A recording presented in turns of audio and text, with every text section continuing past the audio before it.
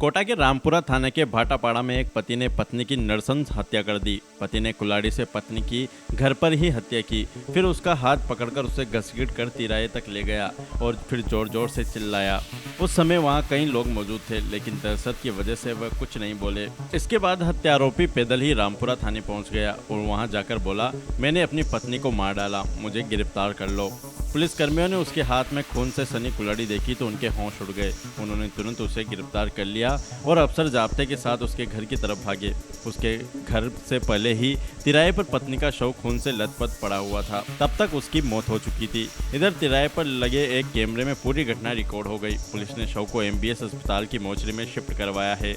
DSP Ram कल्याण ने बताया कि पिंटू उर्फ सुनील भाटापाड़ा में रहता है। उसकी पत्नी सीमा कुछ दिन से अपने मायके में थी।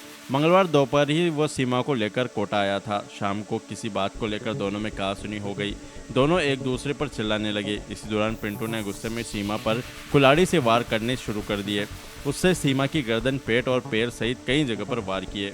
पिंटू पर जैसे पागलपन सवार हो गया। उसके बाद वह न वहां से भागा न रोया। वह उल्टा पत्नी को मृत अवस्था में ही घर के बाहर लाया और एक हाथ पकड़कर घसीटता हुआ घर के करीब 20 से 30 कदम दूर तिराहे तक ले गया, जिसके बाद सड़क पर शव को छोड़कर खुद रामपुरा कोतवाली थाने पहुंच गया। CCTV वीडियो में दिख रहा है हत्यारा पिंटू अपनी पत्नी को घसीटता हुआ जा रहा है और उसके हाथ में कुल्हाड़ी है। घटना की जानकारी मिलने पर सीमा का भाई प्रदीप और अन्य परिजन भी मौके पर पहुंचे, जहां पर उन्होंने पुलिस को बताया कि पिंटू पत्नी के साथ लंबे समय से मारपीट कर रहा था। सीमा उसके पियर में आई थी और जब वापस गई तो यही सूचना उन्हें मिली कि पिंटू ने उसकी हत्या कर दी। पिंटू आतन अपराधी है। पहले भी वह एक दूसरे मामले में सजा काट कर आया है। पड़ोसियों का कहना है कि उसके घर में से काफी देर तक चिल्लाने और चीखने की आवाज आ रही थी, लेकिन कोई कुछ नहीं बोला क्योंकि ये रोज का काम था।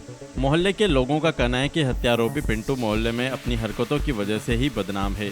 वह एक मामले में 7 साल की जेल भी काट चुका है।